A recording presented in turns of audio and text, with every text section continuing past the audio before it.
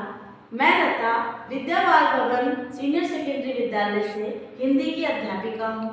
आज मैं 8वीं कक्षा में स्थित पाठ ढींग एक्सप्रेस इसके बारे में बताऊंगी कि इस पाठ में किसका विवरण दिया गया है। तो आइए हम इसको जो है प्रारंभ करते हैं।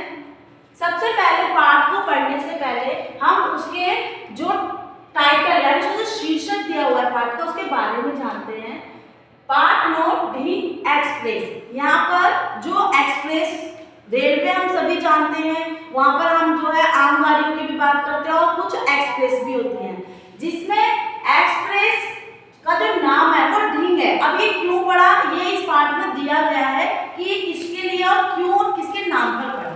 तो सबसे पहले पाठ को शुरू करने से पहले हम लोग कुछ शब्दार्थ जानते हैं जो इस पाठ में आए हुए हैं, जिनका बारे में हमें पता होना चाहिए। जैसे कि पटल। पटल का अर्थ होता है पर्दा। जैसे कि आप देखते हैं कि गाड़ी में जब हम रेल में सफर कर रहे होते हैं, उसकी जो खिड़कियों पर जो पर्दे लगे होते हैं उसको हम बोलते हैं पटल अर्थात पर्दा। फीचर। फीचर यानी रूपक, यानी किसी के रूप के बारे में, किसी के बारे में जो बताया जाता है कि वो कैसा है, किस तरीके के उसके फीचर्स है। जैसे किसी रोचक विषय का मनोरम प्रस्तुतिकरण, यानी किसी के विषय में बहुत ही अच्छे तरीके से प्रस्तुतिकरण करना। फोटो फीचर, जो कि इसकी बहुत अहम भूमिका है इस पाठ में, एक विषय पर तस्वीरों के प्रयोग के साथ संक्षिप्त परिचय द्वारा जानकारी देना। अर्थात हम जब किसी के बारे में बताने जा रहे होते हैं, वहाँ पर हम उसकी फोटो भी दिखाते हैं और उसके बारे में कुछ अन्य संबंधित फोटो के फीचर टाइप का, जिसे हम कह सकते हैं, उस तरह के हम दिखाते हैं और उसके बारे में हम कंटेंट यानी उसके बारे में उसके विषय में भी हम बताते हैं, उसको लिखते हैं, जो कि लोगों को पहुंचाते हैं, जिसके लिखे हुए को जब पढ़कर लोग उसके बारे में जानते हैं।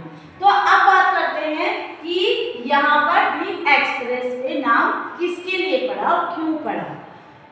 यहाँ पर हिमा दास गांव, एक हिमा दास व्यक्ति मतलब लड़की थी, जिसका गांव का जो नाम था वो ढींग था और इन्हीं के नाम पर ये ढींग जो है एक्सप्रेस पे नाम पड़ा। इसका कारण ये है, एक बार की बात है, लेखिका जब कामाख्या जो है जा रही थी और वो यहाँ पर जो नॉर्थ ईस्ट एक्सप्रेस के माध्यम से जो है कामाख्या के लिए रवाना हो गई।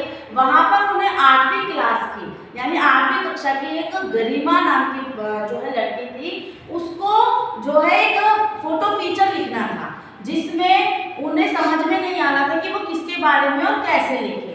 तो वहाँ पर जब लेखिका वहाँ पर थी तो वो हिंदी का समाचार ही पढ़ रही थी और उस समय उनके बच्चा जो बेटा था वो भी अपने कार्यों में खेल कूद में व्यस्त था। तो वहाँ पर गरिमा को जो है बहुत ही अच्छा, जिसे कहते हैं सहयात्री यानी बहुत ही अच्छा यात्री के रूप में लेखिका उन्हें मिली और उनको बहुत खुशी हुई कि मतलब एक बहुत अच्छा सहयात्री के रूप में उन्हें लेखिका मिली, जो उनकी फोटो फीचर लिखने में बहुत ही अच्छे से मदद कर सकती है। तो जब उनका वार्तालाप हुआ तो गरिमा ने लेखिका को बताया कि मुझे एक बहुत ही प्रसिद्ध मतलब फोटो फीचर लिखना है, मुझे समझ में नहीं आ रहा कि मैं किसके बारे में लिखूं। तो लेखिका ने सुझाव दिया कि तुम जो है प्रसिद्ध हिमा दास जो है प्रसिद्ध हिमा दास के बारे में ही फोटो फीचर करिए, क्योंकि वो बहुत ही ज़्यादा मतलब उन्होंने हमारे देश का नाम रोशन किया है और लोगों को उसके बारे में पता होना चाहिए। तो यहाँ पर जो हिमा दास थी उनके गांव का नाम ही ढींग था, जिसके नाम पर ही इस एक्सप्रेस का नाम ढींग रखा गया, इसीलिए ये उपनाम के रूप में भी जाना जाता है उनका। अब इनकी जो कार्यरत थे मतलब इन्होंने IAAP में अंडर 20 एथलेटिक्स में चैंपियनशिप में 400 मीटर की जो दौड़ थी उसको जीतकर स्वर्ण पदक हासिल किए। और जो इनके माता पिता थे वो धान की खेती करते थे अर्थात चावल की खेती करते थे। भाई बहन जो थे वो उनका फुटबॉल में बहुत ही ज़्यादा उनका मन था, वो फुटबॉल को बहुत ज़्यादा खेला करते थे।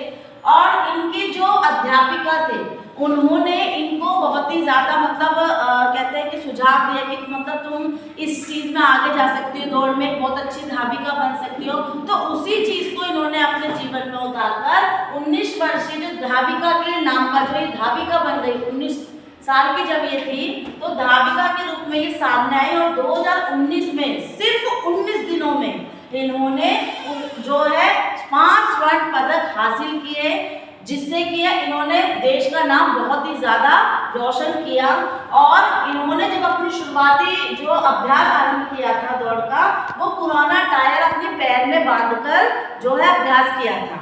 इसके बाद क्या हुआ कि जब ये अभ्यास करती चली गई, उस समय पुराना टायर बांध करके अभ्यास करती थी, और आज अगर हम देखें तो ये बहुत ही बड़ी बड़ी कंपनी के जूतों की जो है बहुत ही ब्रांड एम्बेसडर बन गई हैं। तो ये एक बहुत ही अच्छी बात थी, और जिनको आज हिमा दास को यहाँ पर जो है रिंग गोल्डन गर्ल या उड़न परी के नाम से भी जाना जाता है, जो कि बहुत ही ज़्यादा प्रसिद्ध है। तो इस पाठ में यही दिया गया है, जो पूरा पार्ट है वो रिंग एक्सप्रेसवे है, एक्सप्रेसवे के नाम से, और जो यहाँ पर जिसके नाम पर ये आधारित है वो यहाँ पर हिमा दास है, जिसके बारे में इस पाठ में बताया गया है। मैं आशा करती हूँ कि आपको ये पाठ समझ में आ गया होगा और आप इसको अच्छी तरह से पढ़ेंगे और सुनेंगे। धन्यवाद।